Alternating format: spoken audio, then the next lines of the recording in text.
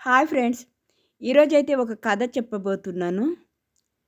ఒక ఇద్దరు బిడ్డలకి ఒక తల్లి ఉంటుందన్నమాట. ఆ తల్లి తన తన ఇంటి నుంచి బిడ్డలకి ఏమైనా పార్సెల్ చేయాలంటే దానికొక వీడియో చేసి పెడతారనమాట.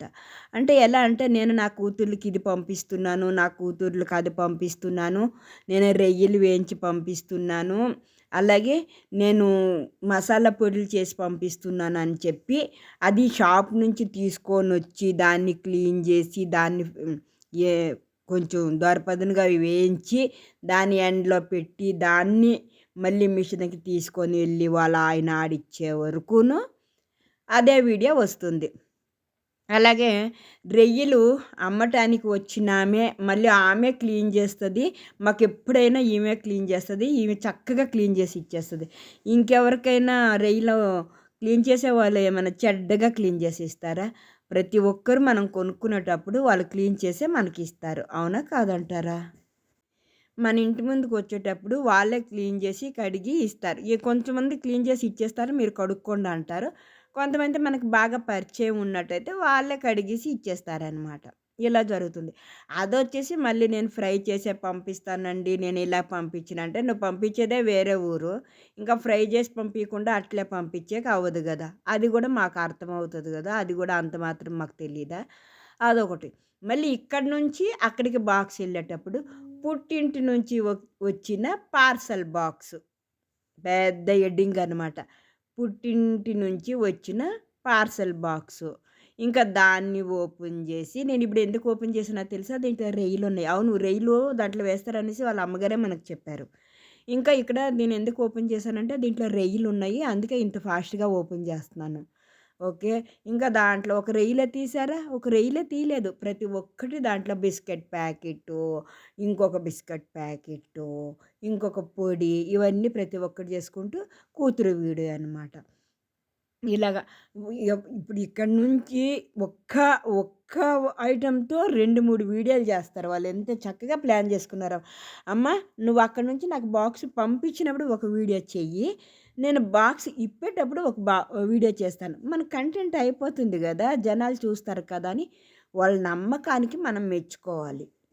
అది వాళ్ళ సబ్‌స్క్రైబ్ పైన, వాళ్ళ వ్యూస్ పైన వాళ్ళు పెట్టుకున్న నమ్మకం అనమాట. ఇంకొకటేమంటే ఇంకా రోజు, రోజు పాడిన భజన యాత్ర ప్రతి ఒక్క రోజు నడుస్తూ ఉంటుంది. పక్కన కాలువ ఉందన్నప్పుడు సైట్ కొనేటప్పుడే పక్కన కాలువ ఉందని చెప్పే మీరు, పక్కన కాలువలో చేపలుండడం పెద్ద విచిత్రమా అండి? ఇప్పుడు కాలువలనేది, గెడ్డలనేది, నది అనేది, సముద్రం అనేది, బావిలో గూడా చేపలుంటాయి. ఓకేనా? చేపలతో జలగాటం. ఓకే. ఇంకా ఇంకొక విషయం ఫ్రెండ్స్, మనకి ఖాళీ స్థలం గానీ, అలాగే మన జమీన్లు గానీ, తోటలు గానీ, సైట్లు గానీ, మన ఇంటి పక్కల గానీ పాములుండవా అండి? ఎక్కడైనా ఉంటాయి. మీరనుకుంటారు సిటీల్లో పాములుండవు అనుకుంటారు గదా! సిటీలో ఖాళీ సైట్ పక్కలో ఉంటే, మన ఇల్లు ఖాళీ సైట్ పక్కనే ఉంటే, ఆ ఖాళీ సైట్‌లో గూడా పాములుంటాయండి. మీరు నమ్ముతారో లేదో. ఇలా వేసవికాలం వచ్చిందంటే చల్లగాలికి పాములు 4 గంటలు, 5 గంటల టైంలో వస్తూ ఉంటాయి రోడ్డు మీదకి. ఇలా అనమాట. ఖాళీ స్థలం ఉన్న జాగాల పాములు, జిల్లలు, పురుగులు అన్నీ ఉంటాయి. పుట్టులు, తేలేలు అన్నీ ఉంటాయి. అది కామన్ థింగ్ అందరికీ తెలిసిన విషయమే. ఇలాగా పాముల్లో మెసలడం వాళ్ళకి అలవాటయిపోయింది. ఇప్పుడు మీరు గూడా ఎళ్లారు గదా! ట్రైనింగ్ తీసుకుంటున్నారా పాముల్లో మెసలడానికి? ఏం మాటలు చెప్తారండి. ఇంక ప్రతిరోజు భజన కార్యక్రమం అయితే మనకి మొదలయ్యింది. అంతకు మించి ఏమీ లేదు. నేను చెప్పాను గదా! ఈ వీడియో ఎన్ని రోజులు కంటిన్యూ చేస్తారో అనేది మనకింకా అంతు చిక్కని ఇది పోరాటం అన్నమాట ఇది.